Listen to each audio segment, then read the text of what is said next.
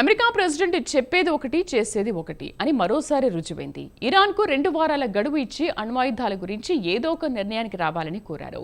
తీరా యావత్ ప్రపంచానికి షాక్ ఇస్తూ ఆదివారం తెల్లవారుజామున ఇరాన్లోని న్యూక్లియర్ ప్లాంట్పై బంకర్ బస్టర్ బాంబులు వేసి తన కసి తీర్చుకున్నాడు.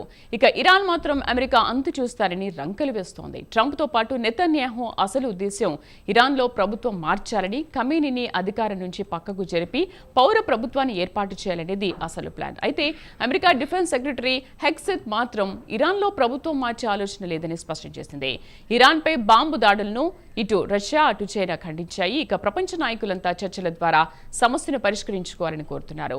మరోపక్క తీవ్ర ఉద్రిక్తతల మధ్య చమురు ధరలు పెరిగే అవకాశాలున్నాయి. దీంతో ప్రపంచవ్యాప్తంగా ద్రవ్యోల్బణంతో సామాన్యుడు సతమతమవడం ఖాయం. ఇక ఇరాన్ దాడులపై తాజాగా అమెరికాతో పాటు ప్రపంచ దేశాల నాయకులు ఎలా స్పందించారో ప్రత్యేక కథనంలో చూద్దాం.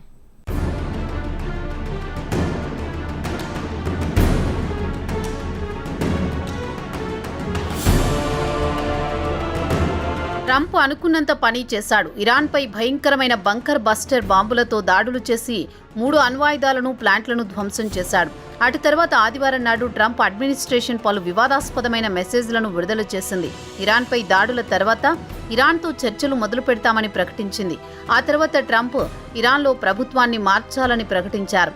ఈ 2 పరస్పర విరుద్ధమైన ప్రకటనలే. ట్రంప్ పరాయి దేశంలో ప్రభుత్వాన్ని మార్చడం సరైన పద్ధతి కాదని రాజకీయ నిపుణులు అభిప్రాయపడుతున్నారు. ఇక ట్రంప్ ఒక రకంగా సోషల్ మీడియాలో పోస్టింగులు పెడుతుంటే ఆయన డిఫెన్స్ సెక్రటరీ మాత్రం పరస్పర విరుద్ధ ప్రకటనలు పోస్టు పెట్టి గందరగోళం సృష్టిస్తున్నారు. ఇరాన్లో భారీ ఎత్తున బాంబు దాడుల తర్వాత అమెరికా డిఫెన్స్ సెక్రటరీ తమ ఉద్దేశం ఇరాన్ ప్రభుత్వాన్ని మార్చడం కాదన్నారు.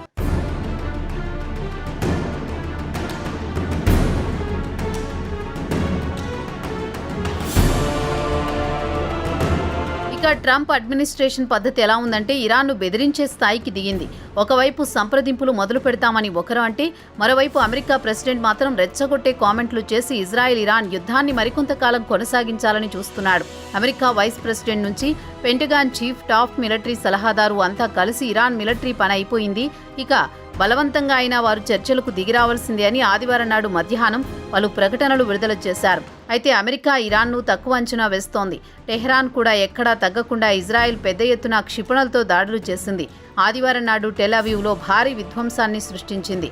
వరదలా వస్తోన్న క్షిపణులను అడ్డుకోవడంతో ఇజ్రాయెల్కు చెందిన ఐరన్ డూమ్తో పాటు ఎయిర్ డిఫెన్స్ సిస్టమ్ ఘోరంగా విఫలమైంది. ఇక ఇరాన్ మిడిల్ ఈస్ట్లో యుద్ధాన్ని మరింత తీవ్రతరం చేయాలనుకుంటోంది.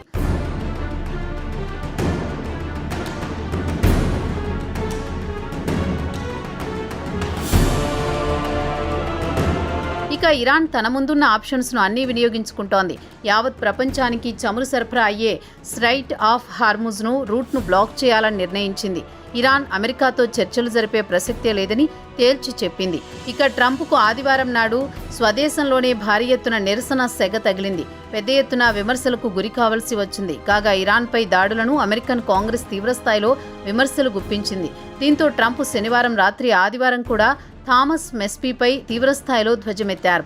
కాంగ్రెస్ అనుమతి లేకుండా ఇరాన్పై ఎలా దాడులు చేశారని సభ్యులు ట్రంప్పై మండిపడుతున్నారు.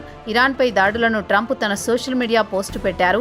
ఇరాన్ నుంచి ఎలాంటి ప్రతిఘటన లేకుండా బాంబులు కురిపించి ఇరాన్ అణు ప్లాంట్లను నేలమట్టం చేశామని ట్రంప్ గొప్పలు చెప్పుకొచ్చారు.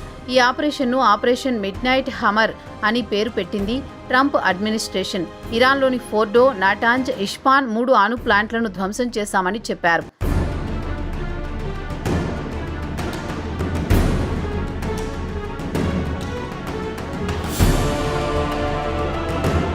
America vice president JD Vance ఎన్బీసీకి ఇచ్చిన మీట్ ది ప్రెస్ ఇంటర్వ్యూలో మాట్లాడుతూ సున్నితమైన ఇంటెలిజెన్స్ అంశాల గురించి తాను బహిర్గతంగా చెప్పను, మొత్తానికి ఇరాన్ అణ్వాయుధాలను తయారు చేయకుండా నివారించగలిగామని తెలిపారు.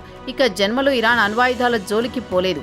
అణ్వాయుధాలను తయారు చేయాలంటే కొన్ని సంవత్సరాల పాటు సమయం పడుతుందన్నారు వాన్స్. ఇరాన్ను చర్చలకు రావాలని కోరినా పెద్దగా పట్టించుకోలేదు. పరిస్థితిని పూర్తిగా అధ్యయనం చేసిన తర్వాత చివరగా దాడులు చేయాలని నిర్ణయించారని ట్రంప్ చర్యను సమర్థించారు. ఇరాన్కు బోలెడంత గడువిచ్చాం, చర్చలకు రావాలని ఆహ్వానించాం.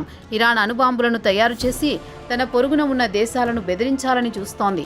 అమెరికాను బెదిరిస్తోంది. అందుకే ఇరాన్పై దాడులు చేసి అణు ప్లాంట్లను ధ్వంసం చేయాలని నిర్ణయించిందన్నారు వాన్స్.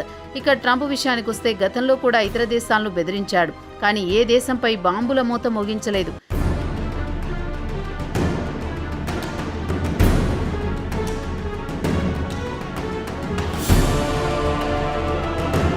ఇక ఇరాన్పై అమెరికా దాడులు చేసిన వెంటనే యావత్ ప్రపంచం షాక్కి గురైంది.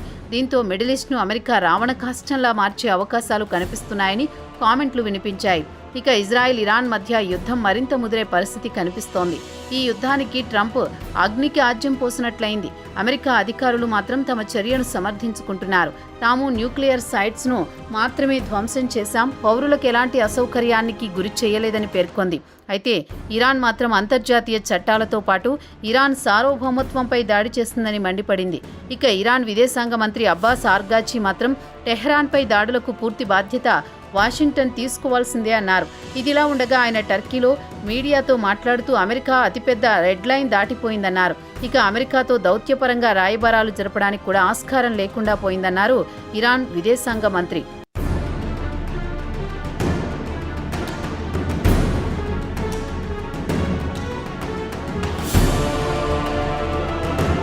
ఇదిలా ఉండగా ఇరాన్ విదేశాంగ మంత్రి చైనాతో పాటు రష్యాతో చర్చలు జరపడానికి మాస్కో, బీజింగ్ వెళ్లనున్నారు. రెండు దేశాలు కూడా అమెరికా దాడులను ఖండించాయి. అంతర్జాతీయ చట్టాలను అమెరికా ఉల్లంఘించిందని రష్యా విదేశాంగ మంత్రి అన్నారు. ఇక టర్కిష్ విదేశాంగ మంత్రి ఒక ప్రకటనలో ప్రస్తుతం ఈ యుద్ధం గ్లోబల్ లెవెల్కు విస్తరించే అవకాశాలున్నాయని హెచ్చరించారు. ఇదిలా ఉండగా బ్రిటిష్ ప్రధాని Keir Starmer Italy, Canada, Germany, ఫ్రాన్స్లు మాత్రం వెంటనే ఇరాన్తో సంప్రదింపులు మొదలుపెట్టాలని కోరారు. ఇక ఫ్రాన్స్ ప్రెసిడెంట్ ఎమాన్యుయల్ మక్రాన్ మాత్రం సౌదీ క్రౌన్ ప్రిన్స్తో పాటు ఒమాన్ సుల్తాన్లతో చర్చలు జరిపారు. ఇదిలా ఉండగా స్ట్రైట్ ఆఫ్ హార్మోజ్ ద్వారా జరిగే చమురు రవాణాను నిలిపివేయాలని ఇరాన్ నిర్ణయించింది. దీంతో యావత్ ప్రపంచం ద్రవ్యోల్బణంతో సతమతం కావాల్సి వస్తోంది. రష్యా, ఉక్రెయిన్ మధ్య 2022లో యుద్ధం మొదలైనప్పుడు చమురు ధరలు పెరిగాయి. ఇక ఇజ్రాయెల్, ఇరాన్ మధ్య యుద్ధం మొదలైన తర్వాత గత 1 నెల నుంచి చమురు ధరలు 21% పెరిగాయి. ఇక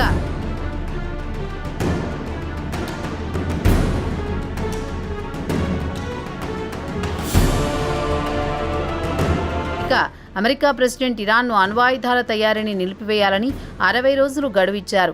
ట్రంప్ మాట అంటే మాటే, 60 రోజుల తర్వాత చర్చల ప్రసక్తే లేదు, ఇరాన్ న్యూక్లియర్ ప్లాంట్ల అడ్రస్ లేకుండా చేస్తామని చెప్పారు. చెప్పిన విధంగానే 60 రోజులు గడువు ముగిసింది. ముందుగా చెప్పిన విధంగానే ట్రంప్ ఇరాన్ అణ్వాయుధాల ప్లాంట్లను ధ్వంసం చేశాడని వైట్ హౌస్ ఒక ప్రకటనలో ట్రంప్ చర్యను సమర్థించుకుంది. ఇదిలా ఉండగా ట్రంప్ గత గురువారం నాడు ఇరాన్కు 2 వారాల గడువిస్తున్నారు.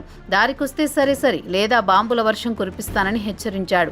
మరి 2 వారాల గడువు ముగియకముందే ఇరాన్పై అత్యంత భయంకరమైన బంకర్ బస్టర్ బాంబుల మోత ముగించి టెహ్రాన్ను గడగడలాడించడం ఏమిటని ట్రంప్ను అమెరికన్లే నిలదీస్తున్నారు. ఇక వాషింగ్టన్లో శనివారం సాయంత్రం 6:40 నుంచి 7:05 వరకు, అదే ఇరాన్లో ఆదివారం ఉదయం 2:10 నుంచి B-2 ఫైటర్ బాంబర్స్తో ఇరాన్లోని ఫోర్డో, నటాన్స్ అణు ప్లాంట్లపై 14 బంకర్ బస్టర్ బాంబులు వేసి ట్రంప్ తన కసి తీర్చుకున్నాడు. మరి అమెరికాకు తగిన విధంగా గుణపాఠం చెబుతానని ఖమేనీ హెచ్చరిస్తున్నాడు. 2001 సెప్టెంబర్ 11లో అమెరికా ట్విన్ టవర్స్ను కూల్చివేసిన ఒసామా బిన్ లాడెన్ గురించి యావత్ ప్రపంచానికి తెలిసిందే. మరి సెప్టెంబర్ 11 లాంటి సీన్ పునరావృతం కాకుండా చూసుకో అంటున్నారు ఆగ్రహంతో ఊగిపోతున్న టెహ్రాన్ యువకులు. ట్రంప్ కూడా ప్రపంచవ్యాప్తంగా ఉన్న తమ పౌరులను జాగ్రత్తగా ఉండమని హెచ్చరించాడు. అమెరికన్లపై దాడులు జరిగే అవకాశం ఉందని అడ్వైజరీ నోట్ జారీ చేశారు. ఇక యుద్ధం కాస్త ఇజ్రాయెల్, ఇరాన్ నుంచి ఇరాన్, వాషింగ్టన్ మధ్య మారే అవకాశాలు కనిపిస్తున్నాయి. ట్రంప్ మాత్రం అగ్నికి ఆజ్యం పోశాడు. ఇక మిడిల్ ఈస్ట్ రావణ కాష్టమే, అలా తగలబడిపోవాల్సిందే. ఇక మిడిల్ ఈస్ట్కు మోక్షం ఎప్పుడు లభిస్తుందో కాలమే చెప్పాలి.